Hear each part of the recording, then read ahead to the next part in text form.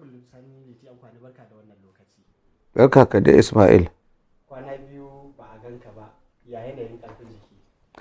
Malam Ismail, na samu jarabta ta rashin lafiya, kuma Allah ya sa na samu sauƙi kamar yadda na taɓa yin bayani kwanakin baya. Saboda haka muna ma 'yan uwa da abokan arziki da suka yi mana addu'a, muna ma wanda suka taimaka mana muka samu kai magani da sauransu, da sauran dai mutane wanda suka yi mana fatan alkhairi, muna masu godiya. Mun gode, Allah ya saka musu da alkhairi.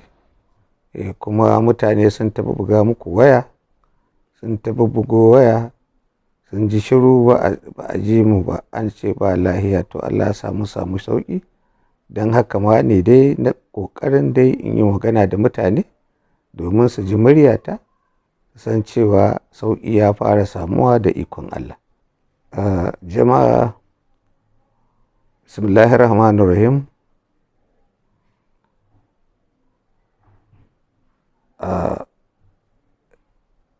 Farko dai ina so mutane su sani ba abin da za mu ce a game da shi wannan gwamna, sai dai mu ci godiya, mu masa godiya, kuma mu ce Allah ya sa gama lafiya. Wato abin da ya faɗa gaskiya ne, kuma abin da mutanen ma suka faɗa su ma gaskiya ne. To shi Allah ya yi shi mutumin kirki, don haka idan ya yi magana yana yadda ya kuskure ya zo ya ce a yi haƙuri a kanta, ko kuma abin da zai gyara ya gyara. Wannan laifi ne? Kaga ban taɓa ganin inda ya zama laifi ba.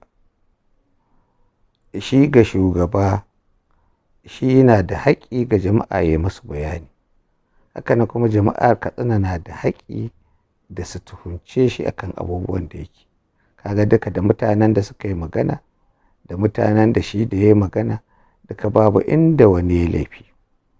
Amma farko dai abin da ma mutane ba su fahimta ba, ko da ita gwamnatin watakila ba ta gane ba, ko kuma ta gane ba ta faɗi wannan dalili ba. Dama a ƙa'idance ba ka zuwa ka fatar da sirrin gwamnati, shi ya yi rantsuwa a kan wannan. Kowace magana da ya yi ta ci karo da tsarin mulki, ta ci karo da tsarin mulki, saboda shi ne ya yi rantsuwa zai rufe asirin gwamnati, zai ɓoye asirin gwamnati.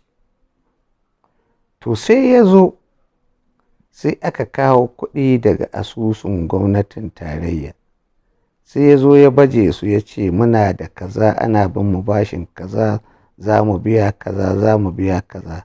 A nan ciki babu inda aikin sai taso na yi wannan, saboda waccan rantsuwa da yi, saboda financial security ake ce mashi. Duk ƙasar da ba ta da financial security ba za ta samu economic development ba.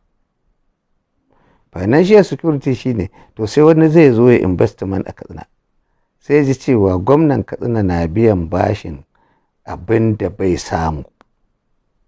Kullum in ya biya bashi, ya biya albashi, bai samun rarar kokobo. To ta ina zai zo ya investment da gwamnati? Ta ina za su haɗa gwiwa da gwamnati? Ta ina ne ba zai ji tsoron gwamnati ba? Asirin gwamnati ba ya fita waje ba? Ai ya kamata mutane su rika ganewa. Shi kan shi ka zo ka ce kaza jiha ta take da shi, kaza nike da shi, kaza nike da shi, kaza muka samu, wata ƙasa ce a duniya ta yi wannan? Shi budget da kake jin ana zo ana cewa muna projection ne, muna tunanin za mu samu kaza, saboda kaza za mu yi bene hawa 3. In baka samu kuɗin ba ai sai kai hawa 2 ko kai 1. Kaga ba sirri ka fitar ba.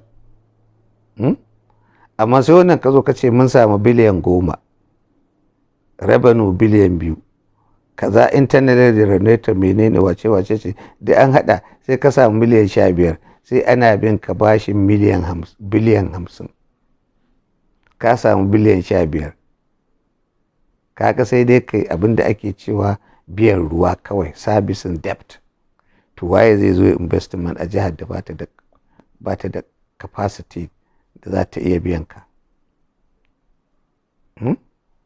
Ai kaga ko da ba bashi za ta baka, ɗan kasuwa zai baka ba, to in ya gane jihar ka cewa ba ta da potential na ci gaba, domin idan bashi yau jiha yawa ta ina za ta ci gaba? To kaga tun farko dama ai ya zo ya ce ya buɗe asirin gwamnatin shi ya baje ta a faifai, to wannan magana ai ta yi karo da tsarin mulki. Amma ni ba lauya ba ne, amma dai ina ganin ta yi karo da tsarin mulki. Domin haka dama ya yi rantsuwa zai rufe asirin gwamnati, haka kowa zai rantse sai ya rantse cewa ba zai tona asirin gwamnatin da yake ciki ba. Wadda ke da alhaki ya je mata bayani ita ce majalisa, don haka aka yi su zai je ya gabatar musu. Su ma ba komai ba ne a fili ake yi shi, akwai wanda za su zauna wanda ake cewa executive session, ake zama daga 'yan majalisa sai executive council da gwamna, sai a zauna sai a baje wani abu. To inda ya shahi sirri da gwamnati, shi wato abin da ake nufi sirrin financial security da shi da actual conventional security da abu ɗaya ne. To idan muka koma ta ɓangaren su al'umma gari da suke ta kace na ce dangane da shi gwamna duka Umar ɗaya ya yi magana bai cika ba, ko alkawari ya ɗauka bai cika ba, me za a ce musu? A shi ne nake gaya maka, ba su yi laifi ba, domin shi ya ce zai yi sai zo bai yi ba. To inda sun tambaya don me yasa ba a yi ba, sai a ce sun laifi? Amma yanzu in aka fahimtar da su sai suka ƙi yadda, to kaga wannan dan adawa ne. Ka gane maganar nan? Akwai mutumin da zai ƙi yadda da gaskiyarka don bai ƙaunar ka, akwai mutumin da zai ƙi yadda da gaskiyarka domin adawa, bambancin siyasa, ra'ayin siyasa, ko kuma yana neman matsayinka. Kuma Allah kulli halin da ina so ka gane shi ɗan Afirka, babban matsalar mu duniya ta ci gaba, mu muna nan baya muke ta yi. Duk wani abin da ake, ai ba magana ce ake yi ba wai me ka samu, me kai, me a ƙasa wanda za ka nuna duk kwarar da yayi in terms of GDP na Katsina state, building capacity building, innovation. Ka gane ko? Look, shi ne ake magana a duniya yanzu, ba wai magana ce. Mun samu horo, Allah ji kan Jiran Musa Yar'adua.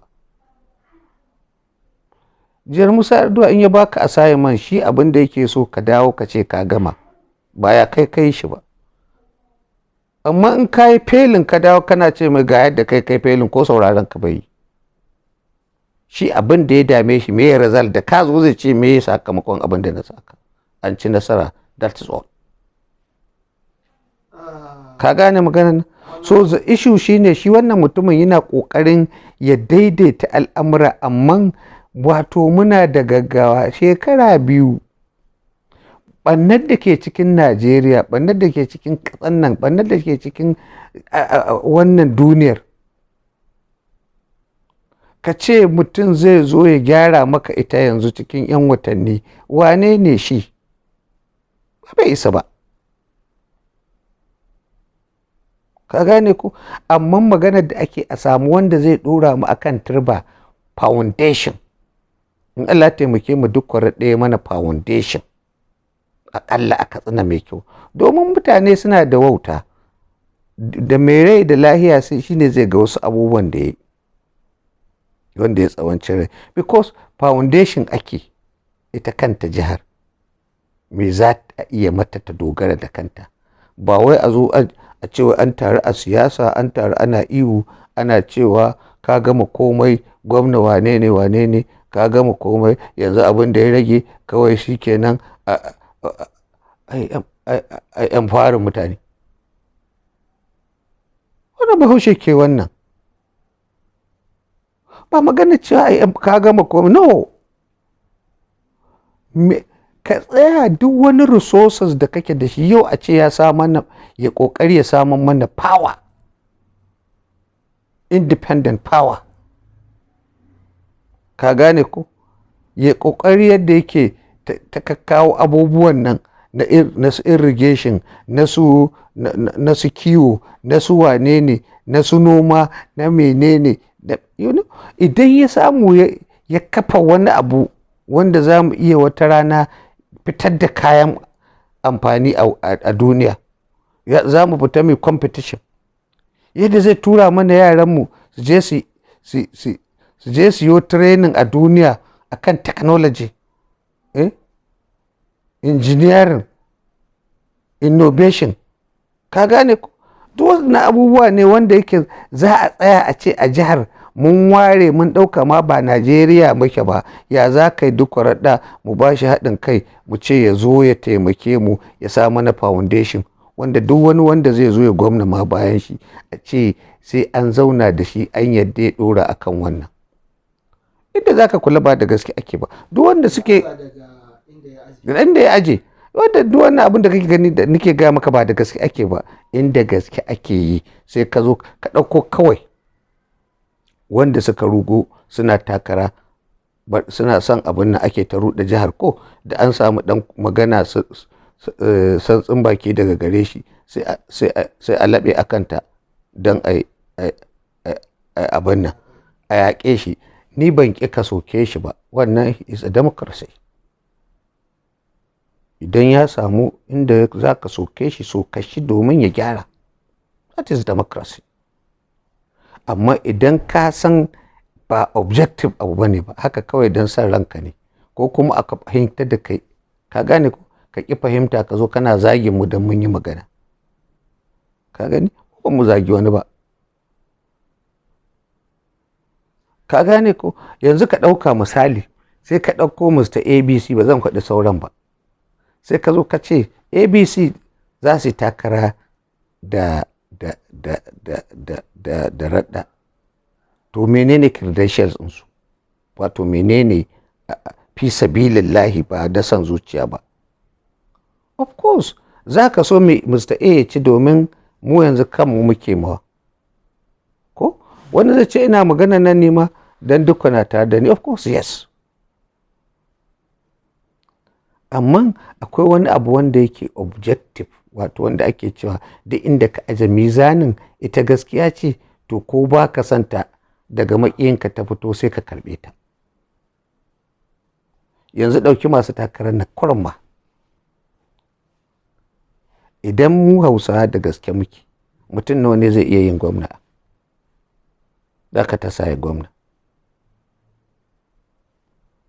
No, I'm asking you, mutum nawa ne za ka iya tasa ka ce zo gwamna a cikin, of course yes, magana ake ta leadership, shugabanci, ka gani ko, to mutum nawa ne kake iya tasawa yayi? Yanzu suka ɗauko yanzu fi sabilillahi ake magana, inda gaske ake, da sai ka ji an ce mutum ɗaya taho zai karo da raɗa misali a nan ciki kawai, I'm entitled to my opinion, ka gane ko, misali nake maka, to daga nan in kaga cewa a'a, misali ni a nawa ganin da ke maka magana, an tace ɗaya, mu kuma nan mun tace namu gwarzon ko, misali credential ɗinsu sun kusa zuwa ɗaya, to sai su zo ba sharri ba juna ba, sai ka zo ka faɗi abin da za ka yi ma Katsina ta ci gaba, kowa ya faɗi abin da zai ma Katsina ta ci gaba. To daga nan ne, a nan ne za ka tace, za ka ɗauka, sai ka ɗauki wanda kake ganin yafi. Akwai waɗanda su suna yi ne, suna da iyayen gidansu, ka gane, Malam Sani ko, kamar mu misali, ka ga mu muna da inda muka karkata, kamar wasu kuma su ma suna da inda suka karkata, to akwai kuma waɗanda su tsakiya suke, su ne za a nemi fahimtar da su, kowa ya nuna musu cewa nawa gwarzon shi ya fi dalili kaza da kaza da kaza da kaza, wancan ma ya zo faɗi dalili kaza da. Idan aka zo aka gana zaɓe, wanda ya ci zaɓe sai a haɗa kai sai a gina ƙasa. inda ana son a ci gaban Of course. ƙasai. Shi ma gwamnan da ya ci sai ya nemo cikin waɗancan opposition ɗin wane ne zai iya riƙe wuri kaza sai ka bashi ya zo ya taimaka ya gina Katsina. To duk mun saki wannan layi, ba abin da ya dame mu yanzu, magana kuɗi ce kawai.